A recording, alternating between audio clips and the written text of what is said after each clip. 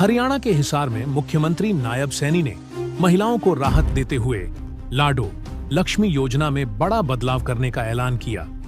उन्होंने कहा कि अब इस योजना की आर्थिक सहायता 2 किस्तों में दी जाएगी ताकि महिलाएं उस रकम का बेहतर उपयोग कर सकें और उससे रोजगार या कोई छोटी शुरुआत कर पाएं। हरियाणा की लाडो लक्ष्मी योजना की शुरुआत 2024 विधानसभा चुनाव के घोषणा पत्र में महिलाओं को आर्थिक सशक्तिकरण देने के वादे के साथ हुई। मार्च 2025 में मुख्यमंत्री नायब सिंह सैनी ने बजट भाषण में योजना का औपचारिक ऐलान किया और इसके लिए 5,000 करोड़ रुपए का प्रावधान रखा। योजना सितंबर 2025 में योजना लॉन्च हुई और 1 नवंबर को हरियाणा दिवस के मौके पर 2100 रुपए की मासिक किस्त डीबीटी के जरिए मिली। अब मुख्यमंत्री ने हिसार में आयोजित दादा बाढ़देव जन्मोत्सव कार्यक्रम में घोषणा की है कि महिलाओं को यह राशि 2 बड़ी किस्तों में दी जाएगी ताकि वे इसे रोजगार या किसी बड़े काम में उपयोग कर सकें। कार्यक्रम में उन्होंने युवाओं के लिए नई नौकरियों, नई IMT खोलने और गांव के विकास से जुड़े ऐलान भी किए। बताया जा रहा है कि बिहार के नतीजे देखने के बाद हरियाणा की भाजपा सरकार लाडो लक्ष्मी योजना में यह बदलाव करने की सोच रही है। दरअसल बिहार में चुनाव को देखते हुए नीतीश सरकार ने महिलाओं के खाते में सितंबर व अक्टूबर में 10-10 हजार रुपए ट्रांसफर किए। यह पैसा मुख्यमंत्री महिला रोजगार योजना के तहत दिया गया। बिहार में करीब 75 लाख महिलाएं इसकी पात्र हैं। इसका फायदा NDA को चुनाव में मिला। इसी वजह से हरियाणा में लाडो लक्ष्मी योजना के 2100 रुपए हर महीने देने की बजाय साल में 2 बार 12,600 देने की तैयारी है। सरकार व पार्टी की सोच है कि एक साथ पैसा महिलाओं के खाते में जाएगा तो इससे बड़ा मैसेज जाएगा। आगे आप खुद सुने उन्होंने अपने भाषण के दौरान क्या-क्या अहम फैसले लिए। आज गौरव का दिन भी है कि आज परम श्रद्धेय बाढ़देव जी महाराज उनका जन्मोत्सव भी है। एक जोरदार जयकारे के साथ भारत माता के, भारत माता के, दादा बाढ़देव महाराज के, बाबा बाढ़देव महाराज के बहुत बहुत धन्यवाद। सबसे पहले तो मैं सर्वजातीय पूनिया खाप का दिल से आभार व्यक्त करता हूं कि उन्होंने आज बाबा बाढ़देव जी के जन्म दिवस के अवसर पर आज हमारा सम्मान करने का काम किया है। मैं आप सबका आज यहां खरक पूनिया की सरदारी में पूरे प्रदेश से पूनिया खाप के हमारे सभी महानुभाव उपस्थित हैं। आप लोगों ने आज जो ये सम्मान दिया है, सम्मान किया है, ये सम्मान हमारा नहीं, ये सम्मान ये खूब पूनिया खाप का है। मैं आप सबका दिल से बहुत बहुत स्वागत करता हूं, आप सबका मैं अभिनंदन करता हूं। साथियों,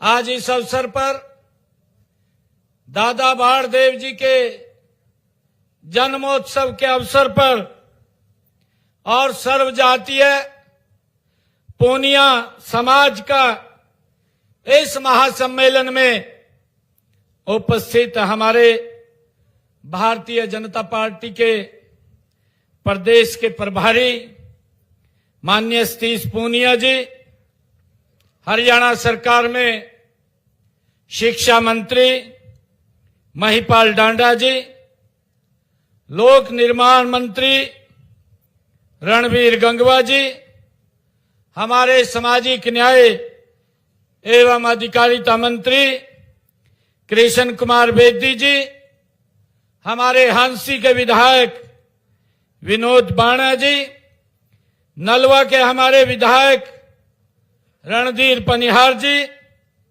हमारी जिला हिसार की अध्यक्षा आशा खेदड़ जी, हमारे हांसी के जिला के अध्यक्ष अशोक सैनी जी, पूर्व सांसद जनरल डीपी वत्स जी, पूर्व मंत्री डॉक्टर कमल गुप्ता जी, हमारे हिसार जिला परिषद के चेयरमैन सोनू सिहाग जी, हमारे हिसार के मेयर परवीन पोपली जी, पूर्व मंत्री हरियाणा सरकार अनूप धानक जी, और विशेष रूप से मैं धन्यवाद करना चाहूंगा क्योंकि आज दादा बाणदेव जी के जन्म के अवसर पर जो पूनिया खाप द्वारा ये सर्व जातीय सम्मेलन आयोजित किया गया है, इसके लिए हमारे भारतीय जनता पार्टी के प्रदेश के महामंत्री और आयोजक सुरेंद्र पूनिया जी का मैं दिल से धन्यवाद करता हूं। और इसी कड़ी में हमारे दूसरे आयोजक जो प्रसिद्ध समाज सेवी भी हैं, लगातार समाज के अंदर उनको सुविधाएं देने का, पहुंचाने का काम करते रहते हैं, ऐसे हमारे विजय पूनिया जी, हमारे अध्यक्ष सर्स डेयरी ओम प्रकाश पूनिया जी, और मंच का बहुत अच्छे से संचालन कर रहे हमारे महिपाल शास्त्री जी, मैं उनको प्रणाम करता हूं।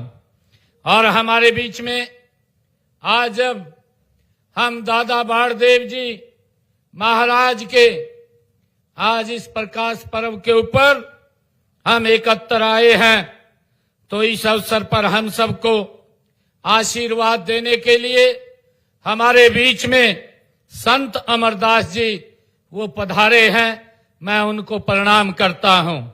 हमारे बीच में संत पुरी जी, पवन पुरी जी, वो भी पधारे हैं, और हमारे बीच में देवी शक्तिपुरी जी वो भी पधारी हैं, मैं उनको बहुत बहुत उनको प्रणाम करता हूं, उनका दिल से धन्यवाद करता हूं। और आज इस भव्य सम्मेलन में हमारी मातृशक्ति, हमारे बुजुर्ग, युवा साथी, मैं आप सबको भी दोनों हाथ जोड़ करके शीश नवा करके राम राम करता हूं, आप सबको प्रणाम करता हूं।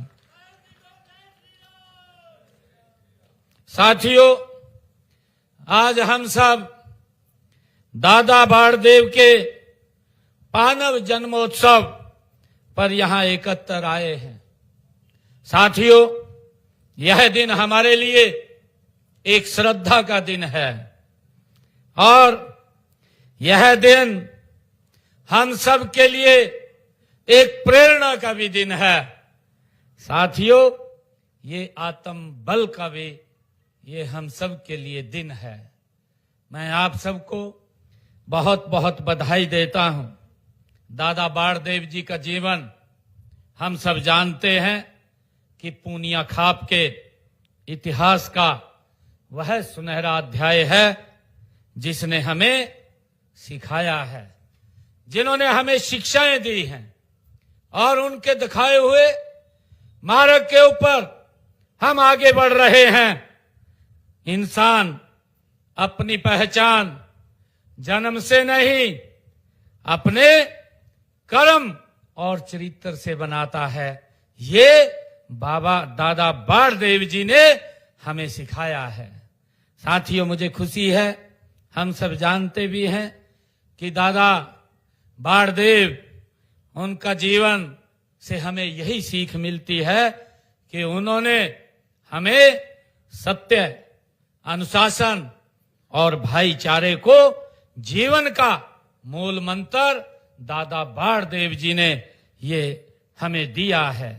साथियों, वो कहते थे, बाबा बाणदेव जी अपने शब्दों में वो बोलते थे कि खाप की ताकत उसकी एकता में है।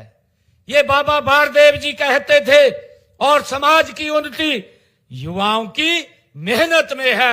ये बाबा बाणदेव जी हमें मार्ग दे करके गए हैं। साथियों, उनका जीवन हमें यह संदेश देता है कि जब समाज संगठित और अनुशासित होता है तो हर समस्या का समाधान वो आसान हो जाता है। ये बाबा बाणदेव जी ने हमें सिखाया है। साथियों, पूनिया खाप ने हमेशा देश हित, समाज हित और जनहित में जनहित को सबसे ऊपर रखा है। ये हम सब के लिए बड़े गर्व की बात है। साथियों, दादाजी ने भी, दादा बाणदेव जी ने भी हमेशा हमें यही विश्वास दिया है कि जो खाप समाज की भलाई के लिए खड़ी होती है वह कभी कमजोर नहीं पड़ती है। ये बाबा बाणदेव जी ने हमें सिखाया है। साथियों, बाबा बाणदेव जी ने जहां बुजुर्ग बुद्धि देंगे, उन्होंने कहा कि जहां बुजुर्ग बुद्धि देंगे और युवा मेहनत करेंगे, महाविकास नहीं रुक सकता, विकास की गति बढ़ती है। साथियों, दादा बाणदेव जी महाराज कहते थे कि युवा यदि सही दिशा में आगे बढ़ जाए तो नई पीढ़ियों की वो तकदीर बदल देता है। अगर सही दिशा के अंदर आगे बढ़ जाए, ये बाबा बाणदेव जी अपने प्रवचनों में हम सबको वो बताते थे। और मुझे खुशी है कि हम लगातार बाबा बाणदेव जी के दिखाए हुए उस मार्ग के ऊपर हमारी सरकार निरंतर आगे बढ़ रही है। मैं ये कहना भी चाहूंगा कि हम सब ने ये संकल्प भी लेना चाहिए और युवाओं को भी हमें इस और बढ़ाना चाहिए कि हमारा युवा नशे से दूर रहे। ये बाबा बाणदेव जी ने अपने प्रवचनों में हम सबको भाइयों ये रास्ता दिखाया है।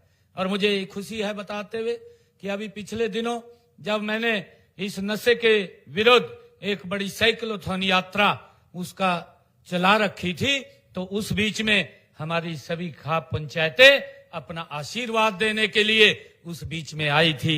मैं उनका भी आभार व्यक्त करता हूं और मैं पूनिया खाप से ये आग्रह करता हूं कि युवाओं को एक सही दिशा में आगे बढ़ाना चाहिए ताकि आने वाली पीढ़ियां हमारी और सशक्त और मजबूत हो सके, उनको हम नशे से दूर रखें। साथियों, मैं आप लोगों से यह भी अपील करना चाहूंगा कि हम युवाओं को शिक्षा, खेल और तकनीकी में हम उनको आगे बढ़ाने का काम करेंगे। साथियों, और समाज व खाप मान सम्मान को हमेशा हम ऊंचा रखेंगे। मैं युवा साथियों से ये कहना चाहता हूं। मुझे खुशी है कि आज जब हम दादा बाणदेव जी का जो सपना था उस सपने को हमने धरातल पर उतारते हुए उसको आगे बढ़ाने का काम करना है। जो दादा बाणदेव जी कहते थे कि हमारा भाईचारा वो मजबूत होना चाहिए, ये बाबा बाणदेव जी वो अपने शब्दों के अंदर हम सब का मार्गदर्शन करते थे और वो कहते थे कि परिवार एकजुट होना चाहिए। और जब भाईचारा मजबूत होगा, परिवार एकजुट होगा, तो साथियों और हर घर में सम्मान और संस्कार, सुरक्षा ये बनी रहेगी जब हम ये काम करेंगे। ये बाबा बाणदेव जी ने हमें ये शिक्षा दी है। साथियों, मुझे खुशी है कि हमारी सरकार बाबा बाणदेव जी के उस दिखाए हुए मार्ग के ऊपर निरंतर आगे बढ़ रही है। हम सब जानते हैं कि कल मैं बड़ खालसा के अंदर था। बड़ खालसा में गुरु तेग बहादुर जी का जो 350वां साला दिवस हम सब हरियाणा सरकार बड़े पद्धर के ऊपर मना रही है। उस जो हमारे गुरु के परम शिष्य थे, उन परम शिष्यों में चाहे हमारे खुशहाल सिंह जी दैया, चाहे भाई जैता जी, हमारे जिन्होंने गुरु जी के साथ मिलकर के बड़ी कुर्बानियां देने का काम किया है। आज हम हरियाणा के अंदर गुरु तेग बहादुर जी के वो 350वें साला दिवस की उसको हम बड़े पद्धर के ऊपर मना रहे हैं। और उसको लेकर के 25 तारीख को देश के यशस्वी प्रधानमंत्री, जिसका जिक्र भी किया गया है कि आदरणीय नरेंद्र मोदी जी हरियाणा के अंदर आ रहे हैं। 2 बड़े कार्यक्रम हैं। गुरु तेग बहादुर जी का 350 साल, जिन्होंने इस राष्ट्र, इस धर्म की रक्षा के लिए अपना शीश तक दे दिया। उन्होंने धर्म नहीं बदला, अपना शीश दे दिया। ये कुर्बानी, ये ऐसी तपस्या, ऐसा इतिहास ये दुनिया में किसी के पास देखने को नहीं मिलता। ये इतिहास अगर देखने को मिलता है, ये भारत के अंदर हमारी संस्कृति का आधार है भाइयों, हमें देखने को मिलता है। और उनके उस बलिदान को, जो उन्होंने बड़ा महाबलिदान दिया है, समाज के हित में दिया है, समाज की एकजुटता के लिए दिया है। जब औरंगजेब, वो मुगल क्रूर शासक, जब वो इस प्रकार का उसने फरमान जारी किया हुआ था कि मैं भोजन तब करूंगा जब 1.25 मण जनेऊ मेरे सामने तोल करके रखे जाएंगे। कितना अत्याचार वो कर रहा था। वो अंग्रेज औरंगजेब, क्रूर शासक, लोगों के ऊपर कितना वो क्रूर उसका शासन था, उनके ऊपर अत्याचार कर रहा था। महिलाएं सुरक्षित नहीं थी, बेटियां सुरक्षित नहीं थी।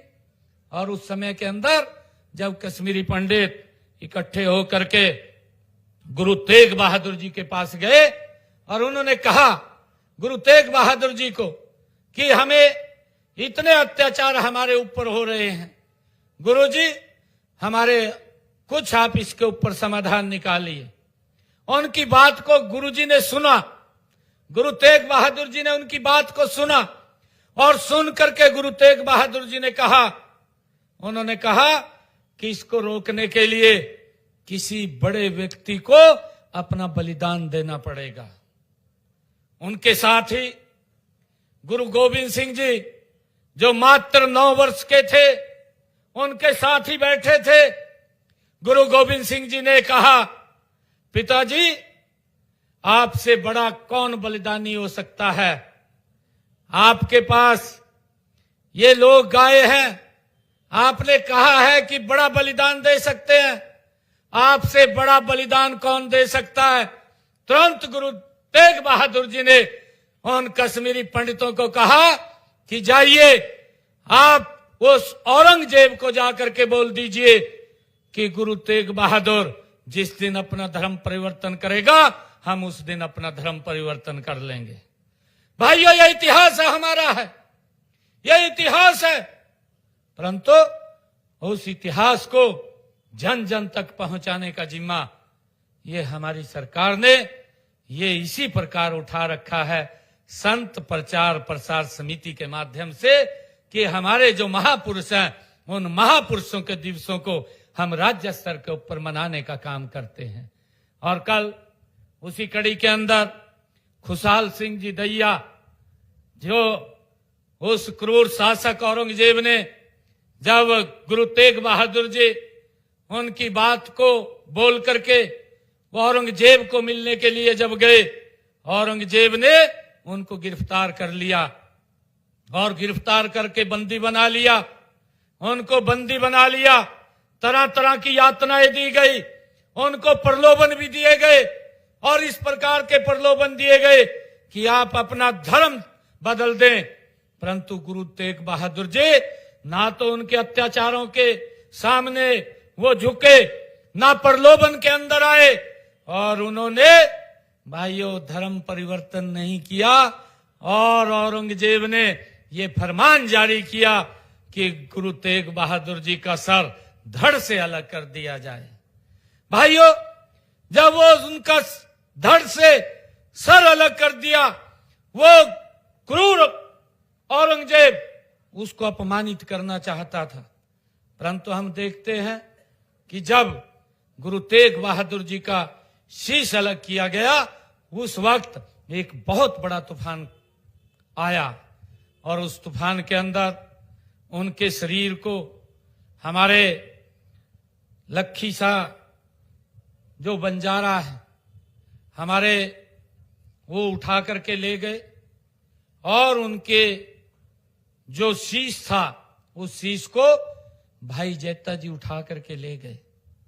और जब ये पता औरंगजेब को चला तो उन्होंने उसके पीछे अपनी सेना को लगा दिया।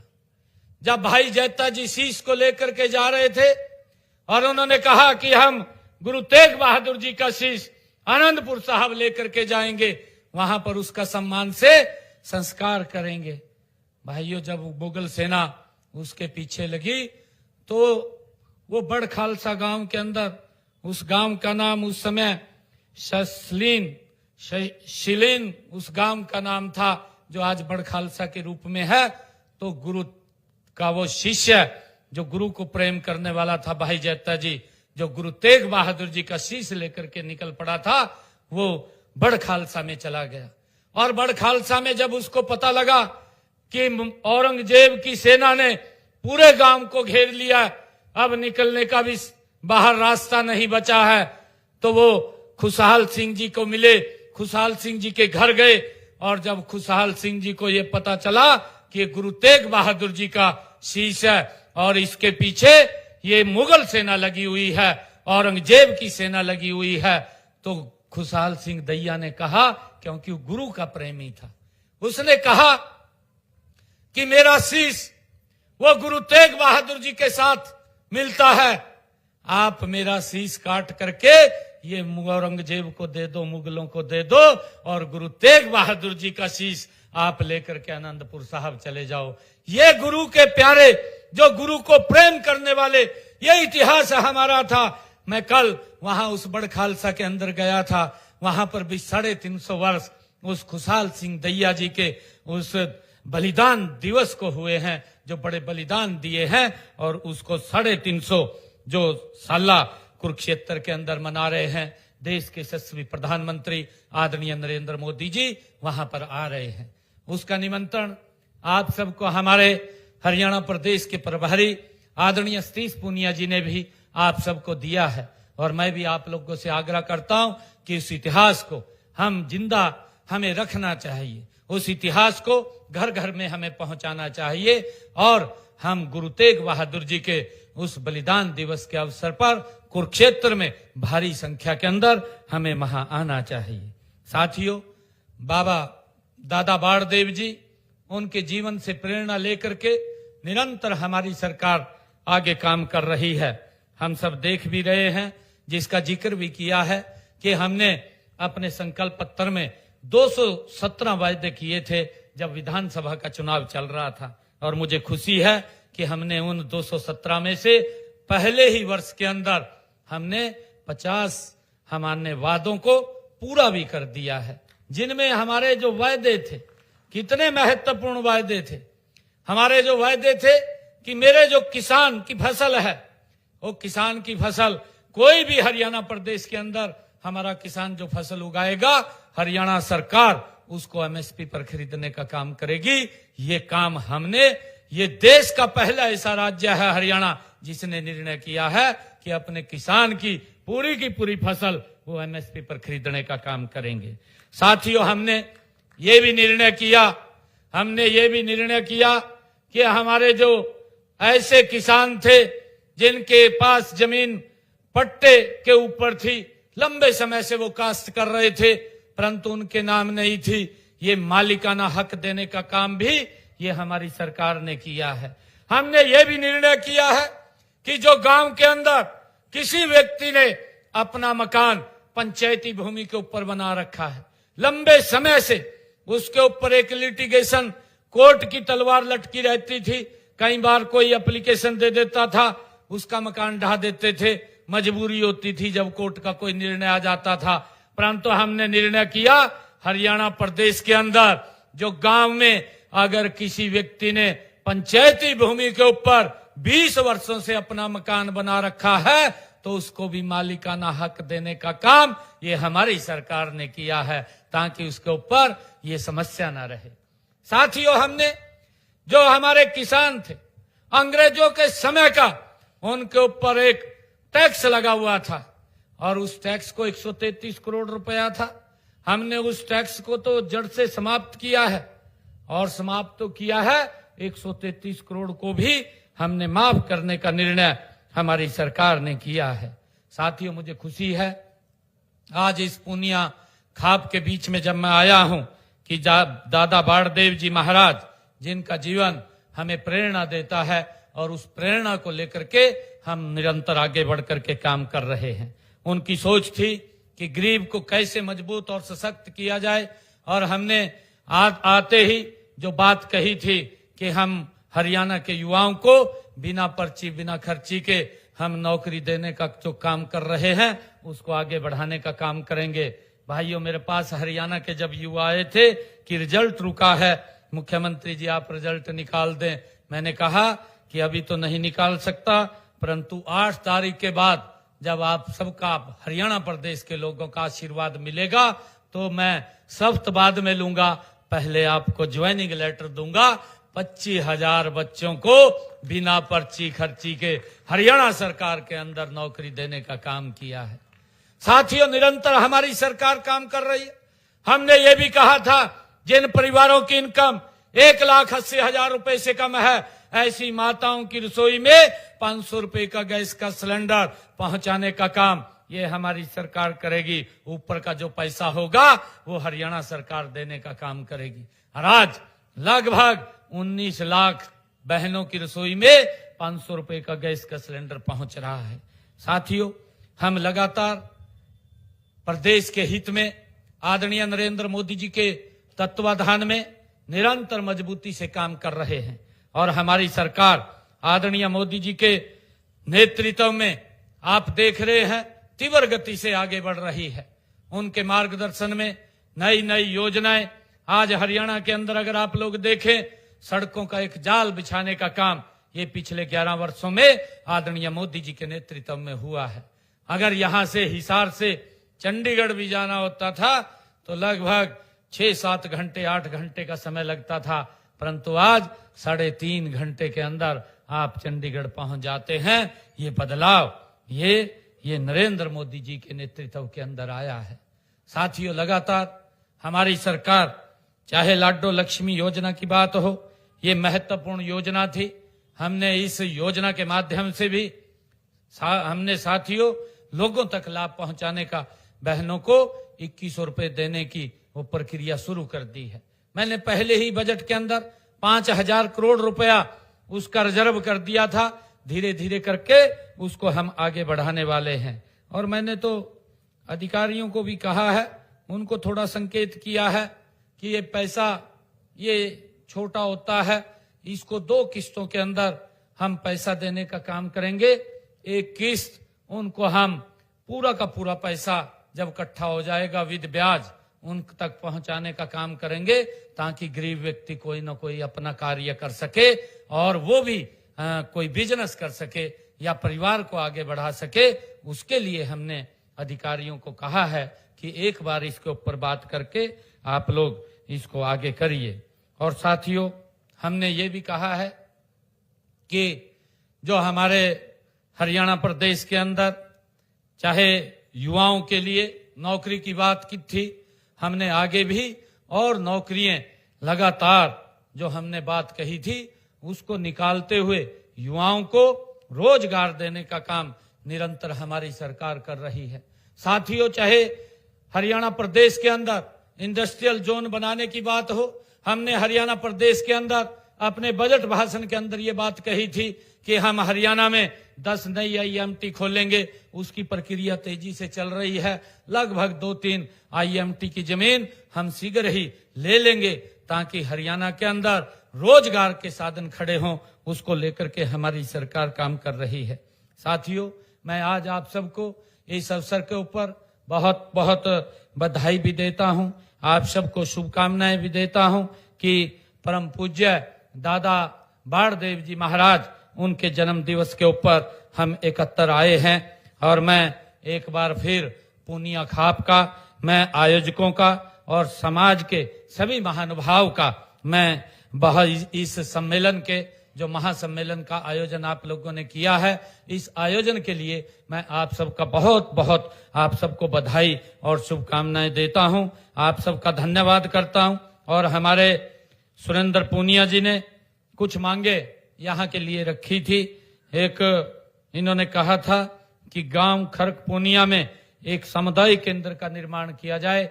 मैं इसकी घोषणा करता हूं।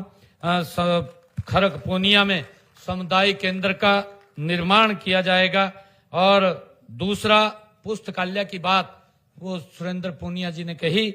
यहाँ पर खरकपूनिया में एक पुस्तकालय भी खोला जाएगा, जिससे कि हमारे बच्चों को उसका बड़ा लाभ मिलेगा।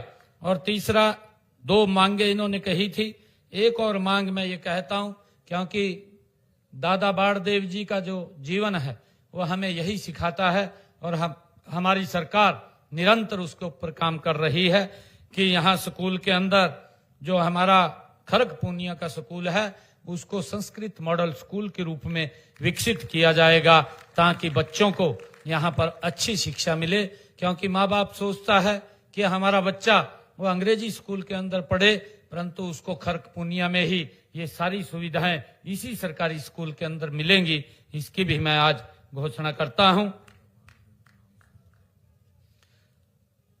जो भी आप कह रहे हैं, सुरेंद्र पूनिया जी कह रहे कि बाबा बाड़देव जी के नाम से वो हो जाए, वो जो भी आपका रेजुलेशन मेरे पास पंचायत की तरफ से आएगा उसके ऊपर विचार करके उसको आगे बढ़ा दिया जाएगा। मैं पुनः आप सबको और खूबी पूनिया खाप को पुनः बहुत बहुत मैं साधुवाद देता हूं, क्योंकि हमारे समाज का ही ताना बाना है जो आपस में मिलकर के प्यार से हम एकता से जो दादा बाड़देव जी ने हमें मार्ग दिया है उस मार्ग के ऊपर आगे बढ़ते हैं। तो जो मोदी जी का संकल्प है कि हमने विकसित राष्ट्र बनाना है, तो उस विकसित राष्ट्र में इन खाप के हमारे प्रतिनिधियों की एक बड़ी भूमिका होती है। मैं आप सबको इस अवसर पर बहुत बहुत बधाई और शुभकामनाएं देता हूं। इन्हीं शब्दों के साथ जय हिंद, जय भारत, जय भारत मां, जय दादा बाड़देव की, जय दादा बाड़देव की। बहुत बहुत धन्यवाद। जय हिंद, जय भारत। धन्यवाद माननीय मुख्यमंत्री महोदय। आपके सानिध्य में हम 2 प्रस्ताव पारित करते हैं कि एक तो ये जो भाई जा रहे हैं ना, ये 10,000 आदमियों का वहां प्रसाद है भाई, भोजन करके जाना है, सामने खाना जरूर खा के जाना, नहीं दादा बाड़ नाराज हो जाएगा, सीधी सी बात है। और हम 2 प्रस्ताव पारित करते हैं कि चैनल पर अगर नए हैं तो ताज़ा खबरों को देखने के लिए बेहतरीन हरियाणा न्यूज़ चैनल को सब्सक्राइब जरूर कर लें।